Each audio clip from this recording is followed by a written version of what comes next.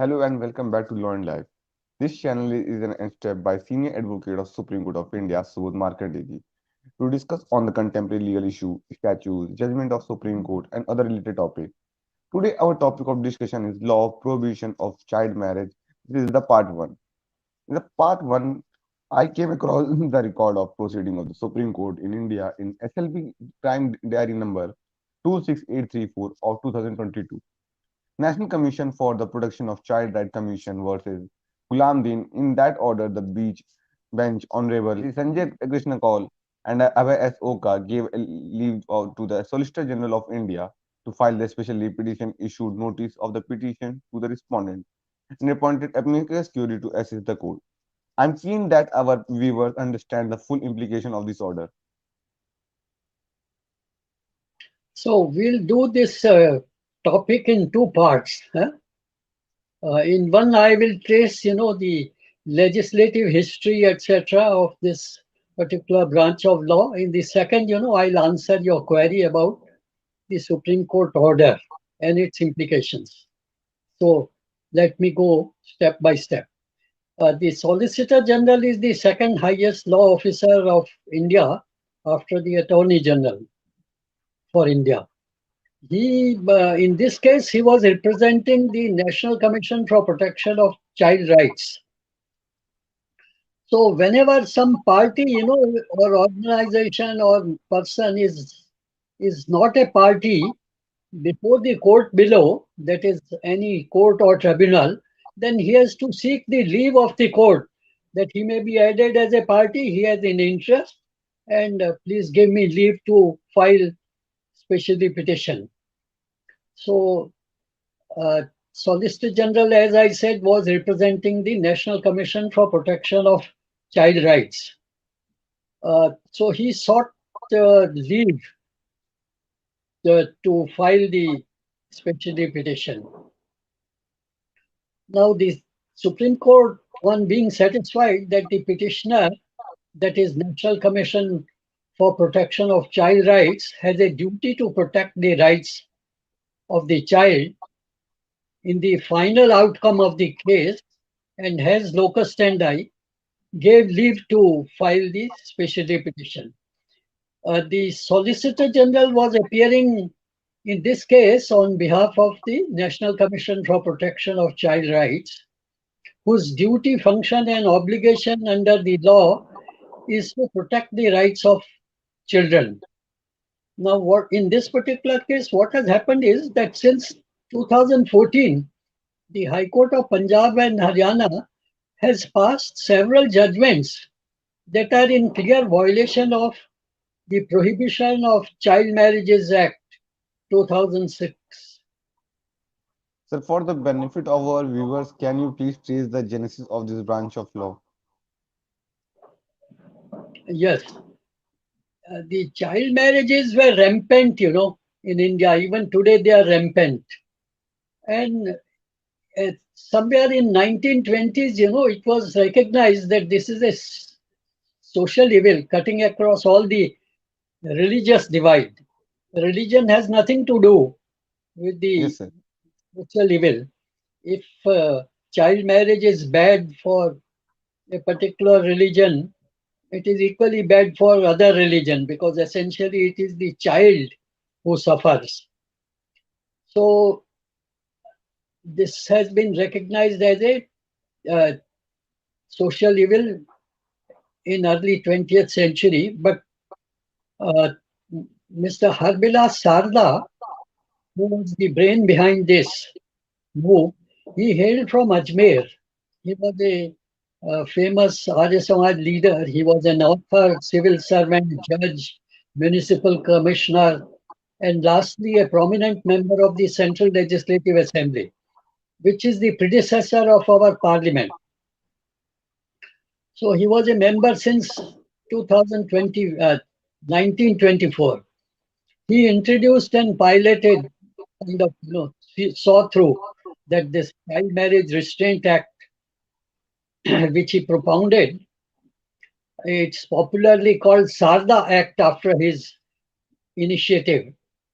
So This act, when it was introduced in the Central Legislative Assembly, it was referred to the Select Committee. That Select Committee was headed by Sir Moropant Vishwanath Joshi, who was the law minister, of former province of Central Provinces. That was a province Yes, which sir. was bilingual. That is to say, some areas were Hindi speaking, other areas were Marathi speaking, with capital at Nagpur. So, uh, Sir Vishwanath Joshi, Moropant Vishwanath Joshi, was the chairperson of that select committee. It had 10 members. Out of him, five were Muslims, prominent Muslims. Then representatives of Muslim women appeared before the select committee and eloquently pleaded for its early enactment. So this was the atmosphere in 1929. Everybody wanted, social reforms. If something is bad for one community, is equally bad for the other community. There was no such religious divide as we see today. Actually, the women's organization, at all India level, the famous one, including the famous one, that is to say, All India Women's Conference, even it exists today and is very prominent in taking up issues of women before the parliament, before Women's Commission, National Women's Commission, etc. So, All India Women's Conference, the Women's India Association, and National Council for Women in India. These three uh, women's organization unreservedly backed the passing of this act.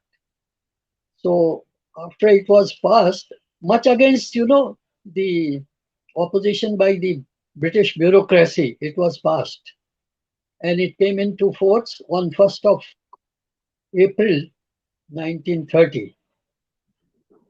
What did it do? It fixed 14 years as the minimum marriageable age for girls and 18 years for boys, irrespective of religious or any other distinction. And let me tell you, this act is still in force in Pakistan. It is still in force in Pakistan. Yes, sir. There are several judgments. There also this question of its, being repugnant to Sharia, that is, Quran and Sunnah is raised. And well, Pakistan being a theocracy, the result is naturally different. So after independence, our uh, our central legislature, by amendment to this law in 1948, raised the marriageable age of girls to 15. And that hardly made any difference. And in 1978, the marriageable age of boys and girls was respectively raised to 21 and 18. So that's where it was. Sir, have any further amendment been made by the Parliament of India? So the Child Marriage Restraint Act of 1929 had several deficiencies. And as I said, the British bureaucracy was against its enactment. So their support was uh, lukewarm. So it did not make much dent on preventing the child marriages.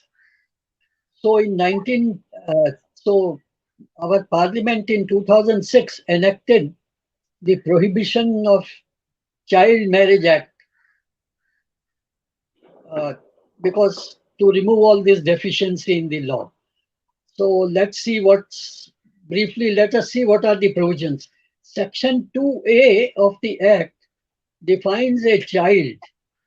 So when he is a male, it's 21 years. And when she is a female, it's 18 years. So the Act has made child marriage voidable at the option of the child. When he becomes major, he can say, no, he can disown this marriage. But some consequences of marriage happen. So that's why the law has to provide for all the contingencies.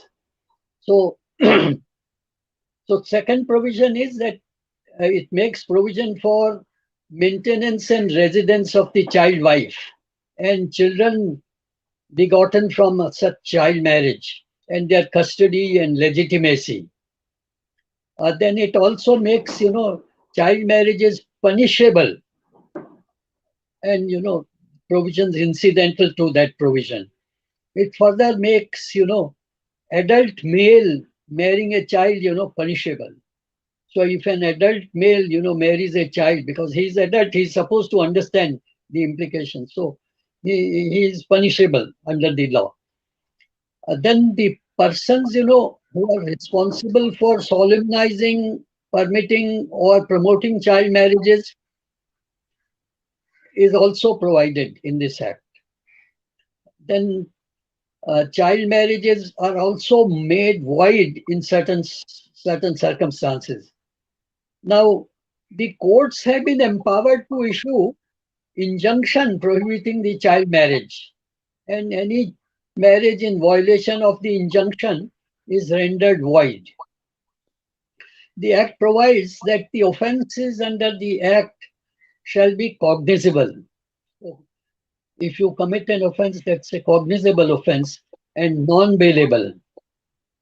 And the Act also provides for appointment of marriage prohibition officers to monitor, whether any child marriage has happened and to collect evidence for that purpose and to uh, uh, to kind of promote to by and large in the society the function is to uh, update people and all such activities and also collect data and furnish it to the governments whenever like.